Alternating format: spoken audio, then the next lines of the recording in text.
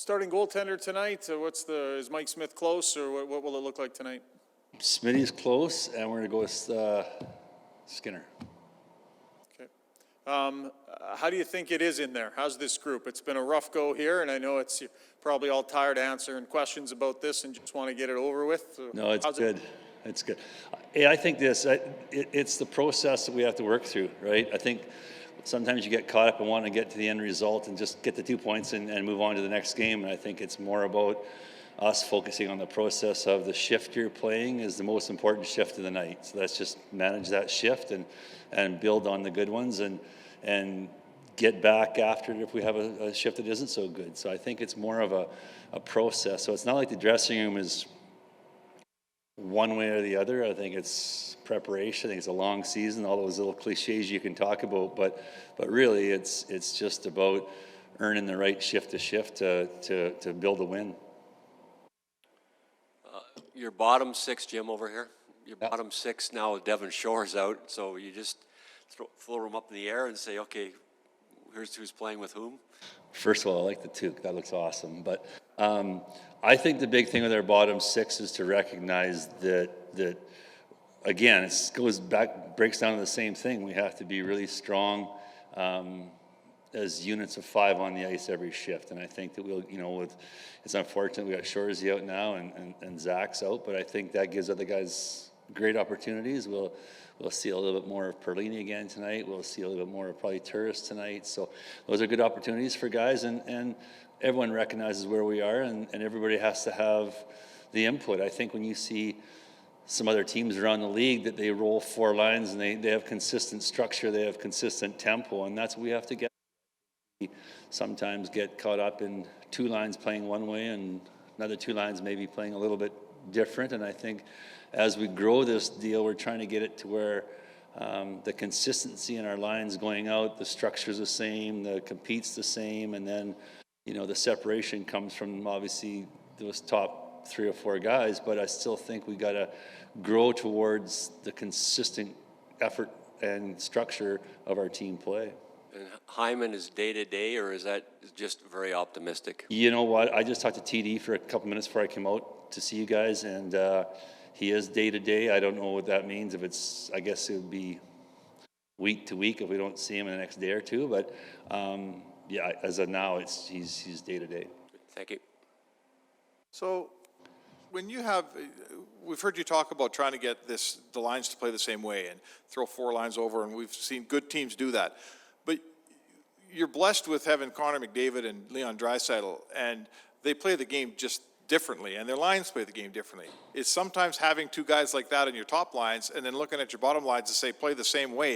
You can't be doing that. Yeah, that's the issue. We can't play the same way as those 2 guys. We have to play the structured style consistently, I think, is what we're after, is getting everybody playing to the identity of our group and those guys as well. And then what separates it is those guys at the top end are going to do what they do. But I think maybe we get caught up in trying to do things that the top guys do a little bit too often, turn some pucks over, trying to create something when it's not there, not moving the game along, not pushing the game along. And I think the structure of our team is going to be a lot more consistent when we get all lines really digging in and buying into how we play in our D zone, through the neutral zone, the offensive zone. Obviously, the great, separator is those top 2 guys, but it comes down to system and structure and consistency. I mean, I think you look around the league, a lot of teams that have success, that's the formula that seems to work. So a coach once told me that I coach the same all the time, but the players just listen more when we're losing. Is that a fact? I don't know. I think coaches become good coaches when players decide to become good students, right? But it's all these things start to pop up when you go through struggles, right? And I think honestly, this is in the long term, it's going to be beneficial for us to really do a deep dive on our 5-on-5 structure, and it's not a separate thing where the coaches are over here and the players are over there. We're all in all together, right? So it wasn't like the coaches weren't coaching really much better when we were 9-1 than we are when we're whatever we are now, right? So it's about the group being together, and that's, I think, the biggest thing that the room and staff have connected on is let's stick together and build our 5-on-5 and get our 5-on-5 organized and get it more consistent, and let's find a way to get some points going. Hey, Jim, just one question for me. Devon Shore is the third member of the team who's entered COVID protocol. Obviously, cases have gone up in the last few days around the NHL. How's the team dealing with it? Not from a protocol standpoint, but just from a mental standpoint, not allowing it to become a distraction, if you will, and just focusing on hockey, that sort of thing. Yeah, I think it's in sports now. You look at all the leagues are dealing with the same, rash of cases, and I think it's, we're probably in a situation where we have more of an important focus on a day-to-day basis and trying to get ourselves back up and winning some games consistently. And the COVID deal is what it is. I mean, we obviously we're aware of it and we're concerned about it. And I think probably there'll be some more protocols coming in this afternoon is kind of what we're hearing on how we're going to, be better prepared for it.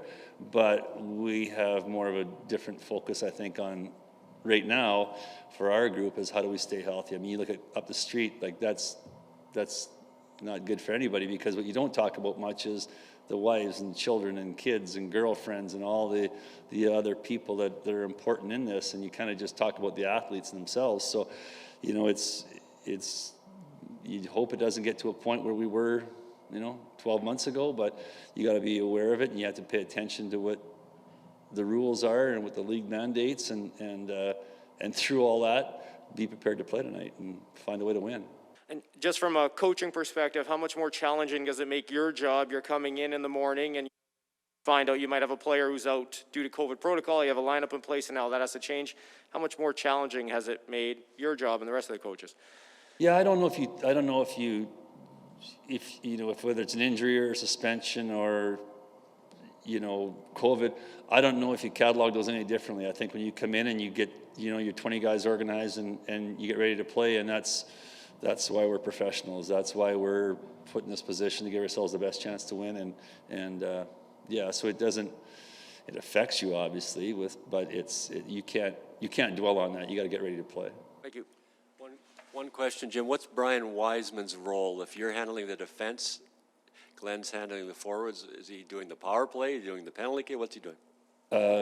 Wise is always in direct contact with our eye in the sky, and Gully does the power play and the forwards, and I do the PK and the defense. And it's the easiest for the players to continue on and not worry about what's going on behind the bench. And with our group and the talks we've had with them, it's about the players playing on the ice more than it's about anything else. And so, yeah, Wise. None of our roles have changed other than Gully, running the bench.